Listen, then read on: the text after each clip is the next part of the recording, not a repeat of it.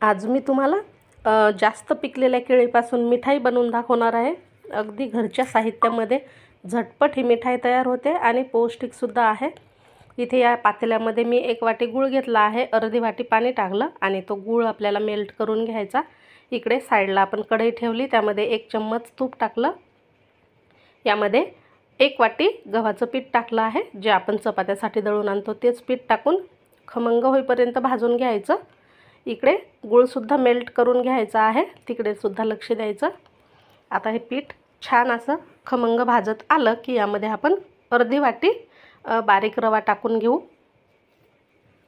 पीठ आधी थोडंसं भाजून घ्यायचं, नंतर रवा टाकायचा, म्हणजे छान दोन्हीसुद्धा खमंग भाजल्या जाईल। परत 1 चम्मच तूप टाकायचं, वाटलं तर टाका, नाही टाकलं तरी चालेल।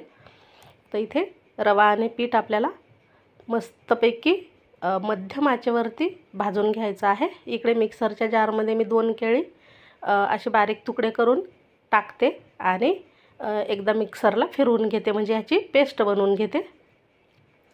आता हे भाजलेल्या पिठामध्ये ही केळीची पेस्ट टाकून घ्यायची आणि छान मिक्स करून घ्यायचं आहे, गुठळ्या न होऊ देता।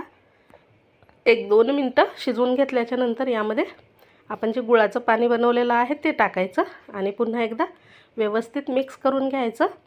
पाणी थोडं थोडं करून टाका, एकदम टाकू नका। तर आता याचा छान असा गोळा तयार होईल बघा। कढई सोडायला लागलं की यामध्ये वेलची पूड टाकायची, जायफळसुद्धा टाकू शकता, खूप छान लागेल, नक्की टाकून बघा। आता एका ताटाला किंवा प्लेटला तूप लावून ठेवा, म्हणजे आपल्याला ह्या ज्या वड्या बनवायच्या आहेत त्या सेट करता येतील। तर हे मिश्रण छान असं घट्ट झालं की या ताटामध्ये असं प्रेस करून घ्यायचं। यावरती काजू बदामचे काप टाकून छान असे प्रेस करून घ्यायचे आहे। 1-2-3 तासासाठी सेट करायला ठेवायचं, नंतर याच्या मस्त अशा हव्या त्या आकाराच्या वड्या कट करायच्या आहेत।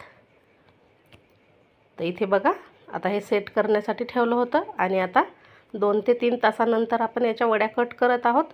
अप्रतिम होतात, खूप छान लागतात, प्रवासाला नेऊ शकता, घरी खायलाही बनवू शकता, मुलं आवडीनं खातील आणि पौष्टिक आहेत। तर नक्की अशा पद्धतीने करून बघा, कशा झाल्या मला कमेंट करून सांगा आणि व्हिडिओ आवडल्यास लाईक शेअर करा।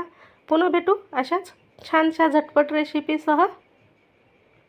तर इथे आपल्या अगदी कमी साहित्यामध्ये ह्या केळीच्या वड्या तयार झाल्या आहेत, मस्त लागतात, नक्की करून बघा।